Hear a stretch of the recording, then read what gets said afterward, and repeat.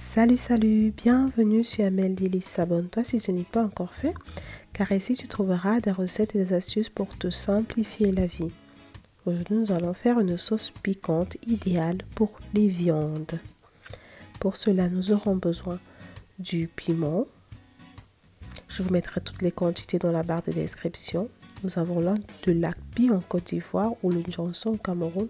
De son vrai nom sont des amandes de Ricynodendron Eudelotii. Ensuite, nous aurons besoin du gingembre, de l'oignon, du poivre blanc.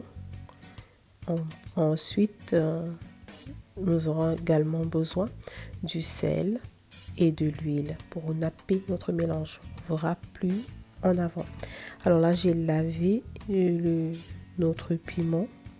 J'ai découpé et je vais le mettre pour faire écraser. Alors, je vais nettoyer mon gingembre et mes oignons. Les gingembres ici sont d'une épice originaire des Indes. C'est un antioxydant. C'est également un anti-inflammatoire. Il a également la capacité de prévenir ou d'arrêter les vomissements. Alors, après avoir nettoyé et lavé mes oignons et mon gingembre, je vais les écraser. Là, j'ai trempé l'oignon dans l'eau pour éviter qu'il ne picote. Alors, je vais découper un petit quartier. Je vais le mettre à écraser. Je vais mettre le tout à écraser. Si vous avez un moulinex puissant, vous n'aurez pas besoin de découper notre Akpi ou notre Johnson. Vous pouvez le mettre comme ça directement. Mais vu que j'avais peur qu'il ne cuise pas vite, je préfère le réduire encore en toute petite quantité avant de l'écraser avec tout le reste des ingrédients. La recette, elle est très simple. Elle est idéale pour les viandes, comme on dit en Afrique, des viandes de brousse. Par exemple, le sanglier, la chèvre, le mouton, qui sont des viandes vraiment d'odeur très forte. Alors là, je vais mettre juste un peu d'eau. Je vais bien écraser, que les pépins de mon piment soient bien cuits. Et voilà, je vais mettre à cuire à feu doux.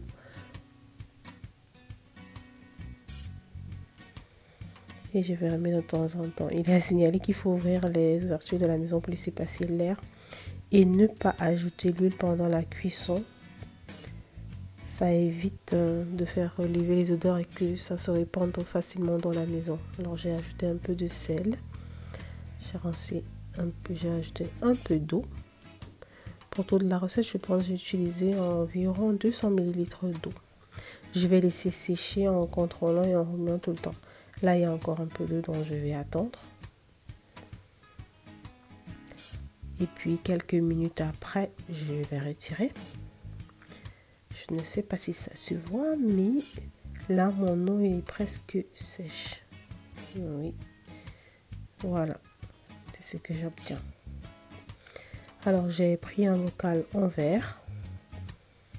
Le bocal en verre ici, pardon, maintient notre piment plus longtemps par rapport à un bocal en plastique, par exemple.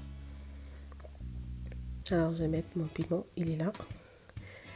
Et pour qu'il mette encore plus long, je vais le napper d'huile pour éviter la moisissure.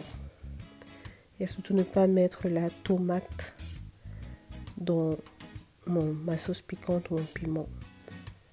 Parce qu'il va le faire fermenter plus vite et du coup, il ne mettra pas long. Alors voilà.